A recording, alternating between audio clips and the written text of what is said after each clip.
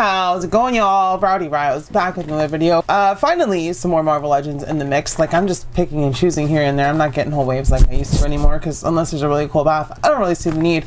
But when it comes to these figures, they go up for pre-order and then they're sold out. So I wanted to make sure I got him, and I did. So we've got the X-Men 97, which is a great show, by the way. I need to do a review on it at some point.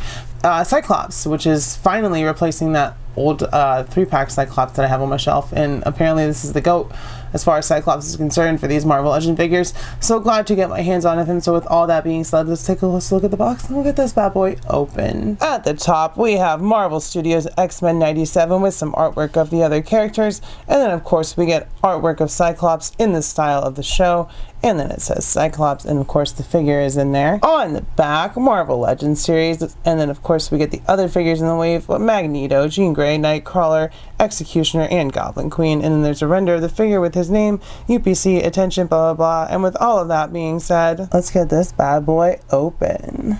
Here is our Marvel Legends X-Men 97 Cyclops out of the box. As you can see, he is pinless. It is the Vulcan buck, I do believe, with some little changes here and there, like the boots and the gloves and all that stuff. Well, not even, because that's like an added piece.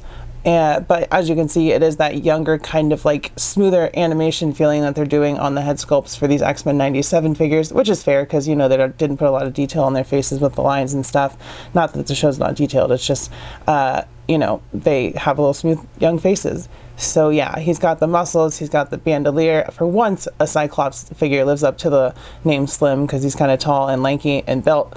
So yeah, it's totally what you would want, and it's probably the perfect Cyclops other than that head sculpt, because I don't really like the hair or the head sculpt, if you can see with my gripes I've had about it so far. Scott's never been a redhead to me, that's Jean, and this Cyclops has some really red looking hair. Like, it's could be brown, but it's kind of really red, like Conan O'Brien younger days red looking hair. So yeah, cool looking figure. Awesome Cyclops. Checking out his height, Scott stands at, let me get a little bit more room there so I can actually see. He stands at just under, I want to get this right because I'm always wrong,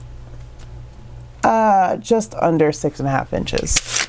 So yeah, going over the articulation, starting at the head, of course, we are back to that old ball socket and swivel, which is good for a lot of figures because just look at that. He can look all the way forward, pretty far back. To the side, we get some good movement there as well. Shoulders come up about 90 degrees. We do get a butterfly joint, bicep cuts, double elbows, which are all very smooth. Diaphragm comes forward that much. Back is blocked by that, unfortunately. We do get a cut at the waist.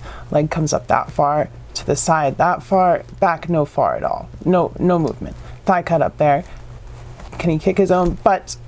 Yes, well, technically his belt, but we get a boot cut, and then we get rockers, and like I said, it's on that Vulcan body, so looks good, feels good, a little tight if anything, but you can get him doing, you know, all kinds of stuff. Running, jumping, blasting, you know, typical Cyclops leader of the X-Men poses. So yeah, he's really cool. So let's get into accessories. First of all, on the accessories, you get 3 swappable hands. You get the 2 fists, but you get this kind of open, kind of, come on X-Men, let's go hand. Then you get his holding his visor down so he can blast some fool's hand. And then for the alternate right hand, you get this one, which we've seen before. It's that kind of open, kind of like, I'm about to punch somebody, so let me open this hand and throw back my other one hand. So 3 hands. And then we get an alternate head sculpt, which, as you can see, is him yelling and stuff. And there's a hole there, and that's because we once again get reuse of that Cyclops blast piece, and it just ports right into there. Looks really good.